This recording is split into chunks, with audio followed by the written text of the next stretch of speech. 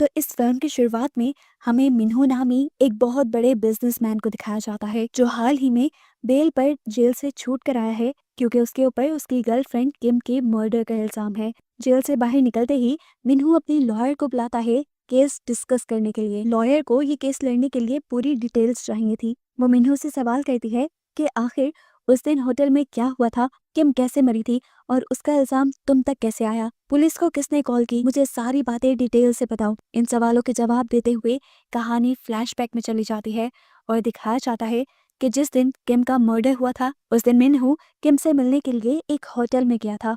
मिन्हू ने बताया कि वो और किम तो बातें कर रहे थे कि अचानक मिन्हू ने इस होटल के बाहर पुलिस को देखा। मिन्हू ने कहा कि मैं घबरा गया था, मैं बस उस जगह से भागना चाहता था, लेकिन इससे पहले कि मैं वहां से चला जाता उस जगह पर कोई आदमी आ गया। उसने मेरे सर पे हमला किया जिससे मैं बेहोश हो गया। जब मैं होश में आया तो मैंने देखा कि किम वहां रूम में नहीं थी। मैं वॉशरूम में गया तो वहां किम की लाश पड़ी हुई थी। इससे पहले कि मैं कुछ समझ पाता पुलिस कमरे में आ गई और उन्होंने मुझे ही किलर समझ के अरेस्ट कर लिया। सीन प्रेजेंट में आते हैं। लॉयर मिन्हू की बात करते हुए कहते हैं, तुम 100% सच नहीं बोल रहे हो मिन्हू, मैंने पुलिस की फाइल भी देखी है और सारे इन्वेस्टिगेशन रिपोर्ट भी ली है। उस कमरे में किसी भी तीसरे इंसान के होने का कोई साइन नहीं था। मुझे प्लीज सच बताओ, जो तुम छुपा रहे हो मुझे वो सब भी जानना है। मिन्हू काफी देर खामोश रहता है। तब लॉयर उसे एक लड़के की पिक्चर दिखाती हैं और उससे पूछते हैं, क्या तुम इस लड़के को जानते हो, ये कुछ दिन पहले गायब हुआ था। पहले पहले तो मिन्हू ने इस पिक्चर को देखकर साफ उसे पहचानने से इनकार कर दिया, लेकिन जब लॉयर ने उससे कहा कि तुम सच बोलो तो मिन्हू इस लड़के की भी कहानी बताने लगा। कहानी एक और मरतबा फ्लैशबैक में गई और हमें दिखाया गया कि कुछ महीनों पहले मिन्हू अपनी गर्लफ्रेंड किम से मिलने के लिए जा रहा था। मिन्हू मैरिड था और आजकल उसे रिग्रेट होने लगा था कि वो अपनी वाइफ को धोखा दे रहा है इस रिलेशन के जरिए। इसीलिए वो अपनी गर्लफ्रेंड किम से कहता है कि वो जल्द ही इस रिलेशन को तोड़ देगा। किम जो इस टाइम ड्राइविंग कर रही थी, ये बात सुनकर वो गुस्से में आ जाती है और उसका ध्यान ड्राइविंग से हट जाता है। सामने से आने वाली गाड़ी भी उसे नजर नहीं आती। इससे पहले कि इन लोगों का एक्सीडेंट हो जाता, किम जल्दी से अपने गाड़ी को ड्रिफ्ट करते हुए दोनों कार्स को टकराने से बचा लेती है। ऐसा करके उन्होंने अपनी गाड़ी तो संभाल ली थी, लेकिन सामने वाली गाड़ी का एक्सीडेंट फिर भी हो चुका था। किम और मिन्हू ने जब बाहर निकल के देखा तो दूसरे आदमी की गाड़ी बिल्कुल डैमेज हो चुकी थी। किम ने आगे बढ़कर दरवाजा खोलकर चेक किया। गाड़ी में जो लड़का था उसकी मौत हो चुकी थी और ये लड़का कोई और नहीं बल्कि वही पिक्चर वाला लड़का है जिसके बारे में लॉयर मिन्हू से सवाल कर रही थी। इस लड़के का नाम हान था। मिन्हू बताता है कि उस लड़के की मौत को देखकर मैं बुरी तरह घबरा गया। मैं पुलिस को कॉल करने ही वाला था, लेकिन किम ने मुझे रोक लिया, ये कहते हुए कि इस रोड पर किसी ने हमें देखा नहीं है। हम फजूल में पुलिस को कॉल करके खुद इस केस में फंसेंगे और हमारी रेपुटेशन भी डाउन हो जाएगी। इससे बेहतर हम खुद इसकी लाश को कहीं ठिकाने लगा देते हैं और चुपचाप यहाँ से निकल जाते हैं। अब इससे पहले कि ये लोग हान की यानी उस लड़की की लाश को ठिकाने लगा देते, यहाँ पर पुलिस की एक कार आ जाती है। पुलिस की कार को देखते हुए मिन्हू दोबारा घबराया, लेकिन किम नहीं घबराई। पुलिस ने यहाँ आकर जब एक्सीडेंटल कार को देखा तो उन दोनों से पूछा कि क्या मसला हुआ है। किम ने बड़े आराम से झूठ बोल दिया कि कुछ नहीं, बस हम दोनों का एक्सीडेंट हो गया था और हमने मामला आपस में सुलझा लिया है। यानी उसने पुलिस के सामने ऐसा प्रिटेंड किया था कि सामने वाली कार जिसका एक्सीडेंट हुआ है वो हान की नहीं बल्कि मिन्हू की कार है। पुलिस के सामने उन्होंने अपनी कार इंश्योरेंस कंपनी को भी कॉल की, जिससे पुलिस को बिल्कुल शक नहीं हुआ और पुलिस वाले वहां से चले गए। पुलिस के यहाँ से जाते ही अब किम मिन्हू से कहती है, तुम यहाँ से चले जाओ, तुम चाहते थे ना हमारा रिलेशन खत्म हो जाए, आज से तुम्हारा और मेरा रिलेशन खत्म हुआ। यहाँ जो हुआ ये एक सीक्रेट है जो हम दोनों के दरमियान रहेगा, बिल्कुल इसी तरह जिस तरह हमारा रिलेशन सीक्रेट रहा। जाते हुए तुम हान की कार को यहाँ से ले जाओ। मिन्हू हान की कार लेकर वहां से चला गया, जबकि किम जाकर अपनी कार में बैठ गई।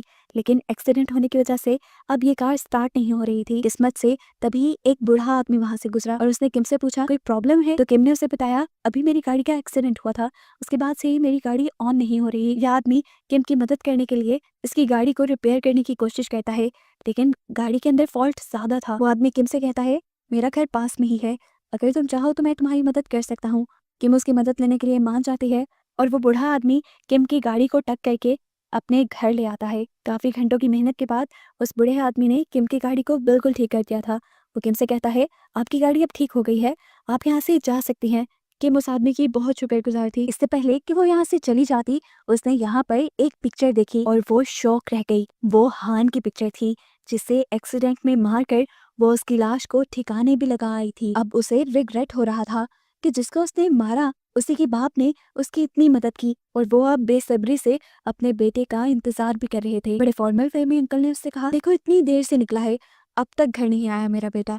साथ साथ वो अपने बेटे को कॉल भी मिला रहे थे। अब किम के हाथ में मौजूद फोन बजने लगा जो कि हान का था। वो घबरा गई क्योंकि अंकल भी फोन की आवाज सुन चुके थे। किम ने जल्दी से फोन सोफे पर रख दिया और अंकल को लगा कि शायद आज उनका बेटा फोन लेकर ही नहीं गया, और ऐसे किम अपने आप को साफ करते हुए वहां से चली गई। यहाँ मिन्हू उस एक्सीडेंट को भुलाने के लिए अब ज्यादा से ज्यादा टाइम अपनी वाइफ, फैमिली और बिजनेस के साथ गुजारने लगा था, जिसकी वजह से बहुत ही जल्दी उसका बिजनेस ग्रो भी कर जाता है। ऐसे ही एक दिन एक पुलिस ऑफिसर मिन्हू से मिलने के लिए उसके ऑफिस आ जाता है और वो उससे पूछता है कि जिस दिन उसने हाईवे पे सफर किया था उसी दिन हाईवे पे एक एक्सीडेंट भी हुआ था।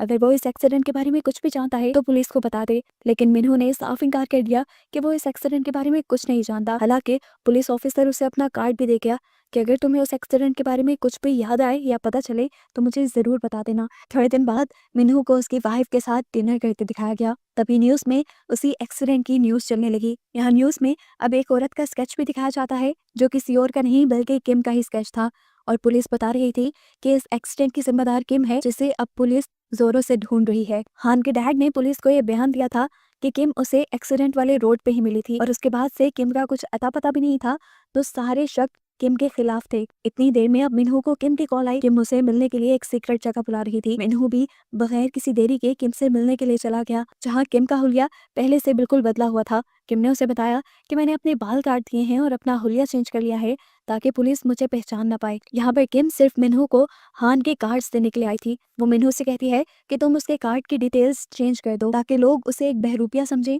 और पुलिस का ध्यान हमारे से डाइवर्ट हो जाए। मिन्हू किम की बात मानता है और हान के सभी कार्ड्स की डिटेल्स चेंज करने के बाद उसके कार्ड्स भी जला देता है। अब जब पुलिस को इन्वेस्टिगेशन के दौरान हान के कार्ड्स की डिटेल्स चेंज मिलती हैं तो उन्हें लगता है कि हान एक फ्रॉड था, वो कुछ इलीगल काम करता था और शायद पुलिस से बचने के लिए वो ये सारे नाटक कर रहा है। पुलिस को उसका गुमना यानी उसकी मिसिंग भी उसी का एक प्लान लग रहा था। इसी तरह ये केस बंद हो गया और मिन्हू भी काफी रिलैक्स हो गया। अब ज्यादा से ज्यादा बिजनेस पे ध्यान देने की वजह से मिन्हू का बिजनेस भी दिन ब दिन ग्रो करने लगा और बहुत ज्यादा प्रॉफिट होने लगा। जबकि दूसरी तरफ दिखाया गया कि हान के डैड ने पुलिस से दोबारा रिक्वेस्ट की हान को ढूंढने के लिए। उन्होंने पुलिस को यकीन दिलाया कि हान कोई फ्रॉड नहीं था। उन्होंने हान के सारे पुराने डॉक्यूमेंट्स भी उन्हें दिखाए और बोला कि अगर सबूत हान के खिलाफ जा रहे हैं तो यकीनन इसका मतलब है कि हान किसी मुसीबत में है। हान के डैड ने पुलिस से रिक्वेस्ट की कि प्लीज आप दोबारा से इन्वेस्टिगेशन करें, उस जंगल की तो जरूर तलाशी लें जहां पर आखिरी मर्तबा हान की कार को देखा गया था। हान के डैड की रिक्वेस्ट मानते हुए पुलिस वाले दोबारा से इस केस को ओपन कर देते हैं और इन्वेस्टिगेशन शुरू कर देते हैं। यहाँ तक कि रात में जंगल की तलाशी के लिए भी निकल जाते हैं। पूरी रात जंगल में ढूंढने के बावजूद भी इन्हें कोई सबूत नहीं मिला। अगली सुबह हान के डैड जब घर वापस आए तो उन्होंने देखा कि उनकी वाइफ दरवाजे पे बेहोश पड़ी थी। शायद वो हान का रास्ता देखते देखते थक कर बेहोश हो गई थी। उन्होंने उठाकर अपनी वाइफ को जाकर कमरे में लिटाया। अब वो थक चुके थे इस सब चीज से। उन्हें अपनी वाइफ की हालत देखकर बहुत ज्यादा दुख हो रहा था। सीन्स अब दोबारा प्रेजेंट में आए और हमें मिन्हू को लॉयर के सामने बैठा दिखाया गया। मिन्हू ने लॉयर से कहा कि जिस दिन किम का मर्डर हुआ था उस दिन मेरे और किम के अलावा उस कमरे में हान के डैड भी मौजूद थे, जिन्होंने पहले मुझे बेहोश किया और फिर किम को मार दिया क्योंकि वो अपने बेटे की मौत का बदला लेना चाहते थे। लॉयर पूछते हैं कि आखिर उन्होंने केस में फिर तुम्हें क्यों फंसाया? तब मिन्हू कहता है क्योंकि मैंने सच नहीं बोला था, इसीलिए उन्होंने मुझे मारा तो नहीं लेकिन मुझे जेल भेजकर मुझे मेरी गलती का एहसास जरूर दिलाया। यहाँ पे मिन्हू लॉयर को ये भी बताता है कि इस सब में हान के डैड के साथ साथ हान की मॉम भी इन्वॉल्व थी, जिन्होंने हान के डैड के कमरे से निकलते ही पुलिस को कॉल कर दी और मुझे पकड़वा दिया। लॉयर की सारी कहानी सुनकर उठ खड़ी हुई और उसने मिन्हू से कहा, तुमने जो स्टोरी सुनाई है वो बिल्कुल अलग है। असल स्टोरी अब मैं तुम्हें बताती हूँ। कहानी एक और मर्तबा फ्लैशबैक में चली जाती है और हमें दिखाया जाता है कि असल में जिस दिन हान का एक्सीडेंट हुआ था उस दिन कार किम नहीं बल्कि मिन्हू खुद ड्राइव कर रहा था। उसने अपने रिलेशन को खत्म करने की जो भी कहानी खड़ी थी वो सब झूठ थी। उस दिन उसका खुद रोड पे ध्यान नहीं था जिसकी वजह से एक्सीडेंट हुआ और हान मर गया। किम तो यहाँ पे ठीक थी। असल में किम ही पुलिस को कॉल करना चाहती थी और मिन्हू ने ही उस दिन किम को पुलिस को कॉल करने से रोका था, क्योंकि मिन्हू को लग रहा था कि अगर ऐसा कोई केस उसका पुलिस के सामने आ जाएगा तो वो बड़े बड़े बिजनेस टाइकून में अपना नाम नहीं बना सकेगा। हालांकि किम को अपने नाम की कोई परवाह नहीं थी। वो मिन्हू ही था जिसने किम को ये करने पे मजबूर किया। यहाँ तक कि हान की लाश को छुपाने और ठिकाने लगाने तक का प्लान भी सारा मिन्हू का ही था। और मिन्हू इतना शातिर था कि उसने सारा प्लान इस तरीके से खेला कि खुद वो इस सारे केस से साइड पे रहा और सारी जगह किम फंसती गई। किम को तो खुद हान की मौत का कहीं ना कहीं बहुत दुख था। पुलिस भी किम के पीछे पड़ी हुई थी। किम को उन दिनों अपनी आइडेंटिटी भी छुपानी पड़ी, अपना काम भी छोड़ना पड़ा, लेकिन उसके बावजूद उसका दिल नहीं मान रहा था सारी सच्चाई छुपाने का। उसने आखिर एक दिन हान के डैड को कॉल करके सारी सच्चाई बता ही दी। और जैसे ही ये बात मिन्हू को पता चली तो मिन्हू को बहुत ज्यादा गुस्सा आ गया और इसी गुस्से में असल में उसने किम की जान ले ली। अब क्योंकि वो हान के मर्डर के साथ साथ किम का भी मर्डर कर चुका था, इस सब में फंसना तो वो नहीं चाहता था। उसने अपने आप को भी चोट लगाई और वहां पे बेहोश हो गया और फिर ये सारा ड्रामा किया कि उसे जबरदस्ती उसकी दोस्त के मर्डर के केस में फंसाया जा रहा है। जैसे जैसे लॉयर की सारी स्टोरी मिन्हू को बता रही थी, मिन्हू का मुंह खुला का खुला रह गया था। वो हैरान था कि लॉयर को सारी सच्चाई कैसे पता है, हालांकि सारी सच्चाई तो मिन्हू ने कभी किसी को बताई ही नहीं। यहाँ लॉयर उससे कहती है, घबराने की बात नहीं मिस्टर मिन्हू, मैं आज भी आपके साथ हूँ और आपका केस लड़ने के लिए तैयार हूँ। लेकिन मुझे बता दें कि आखिर आपने हान और हान की कार को छुपाया कहाँ पे है। हान के पास अब दूसरी कोई चॉइस नहीं थी कुछ छुपाने की, इसीलिए उसने लॉयर को सच बता दिया कि उसने हान की डेड बॉडी को उसकी कार के अंदर ही डालकर एक लेक में डुबा दिया था। यहाँ पर मिन्हू एक बहुत ही दर्दनाक कन्फेशन करता है कि जब मैं हान की गाड़ी को लेक के अंदर फेंकने गया था तो उस टाइम गाड़ी के अंदर हान जिंदा था। वो मुझसे अपनी जान की भीख मांग रहा था, लेकिन मैं रिस्क नहीं ले सकता था। अगर मैं उसे छोड़ देता तो मेरे पे केस बन जाते, इसीलिए मैंने उसे जिंदा ही पानी में फेंक कर मार दिया। मिन्हू की ये बात सुनकर तो लॉयर भी शॉक हो जाती है, क्योंकि ये बात उसे नहीं पता थी कि जब मिन्हू ने कार को लेक में डाला तो तब हान जिंदा था। उसे तो यही लगता था कि एक्सीडेंट में ही हान मारा गया होगा। लॉयर अब ये सोच रही थी कि मिन्हू कितना ज्यादा संदिल है, अपने वफात के लिए उसने एक लड़के को मार दिया। अब लॉयर ने उसके सामने एक मैप रखा और उसे कहा कि मार्क करो वो जगह जहाँ पर तुमने हान की कार को धक्का दिया था। मिन्हू ने भी पेपर उठाकर वो जगह मार्क कर दी। मार्क करने के बाद लॉयर ने वो पेपर उठाया और अपना सामान इकट्ठा करने लगी। सामान इकट्ठा करने के बाद उसने मिन्हू से कहा, मिस्टर मिन्हू, मैं आपका केस नहीं लड़ सकती क्योंकि आपने मेरे से बहुत बड़ी सच्चाई छुपाई है कि वो लड़का तब जिंदा था जब आपने उसको छुपाया। ये कहकर वो उसके घर से बाहर निकल गई और अपनी कार स्टार्ट करके वहां से जाने ही लगी कि तभी उसकी कार का टायर वहां किसी खड्डे में फंस गया। उसकी कार अब आगे चल नहीं रही थी। बाहर मौसम भी इतना खराब था कि अगर बाहर रुका जाता तो शायद उनकी मौत ही हो जाती। मिन्हू यहाँ उससे कहता है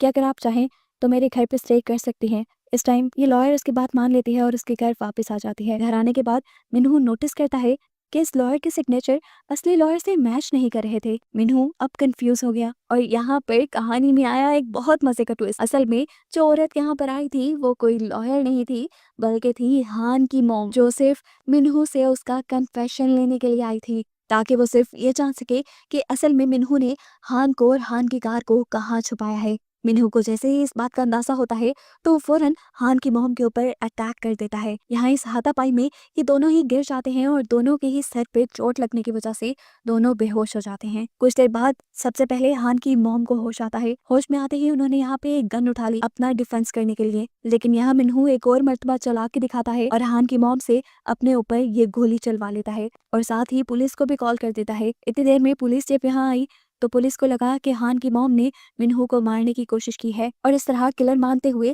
उन्हें अरेस्ट कर लिया जाता है। पुलिस अब उसे अपनी कार में बिठा लेते हैं।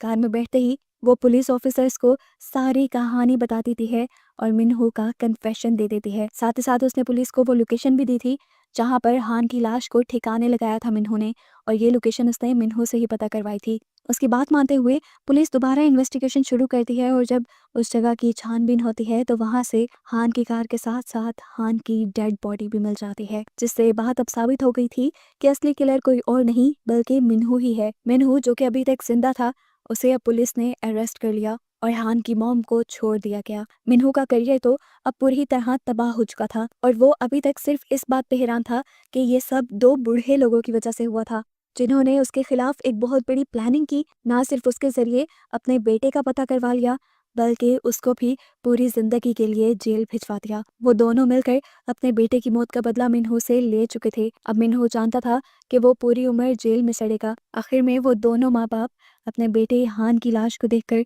फूट फूट कर रो देते हैं और बस उन्हीं को दिखाते हुए ये कहानी यहाँ खत्म हो जाती है।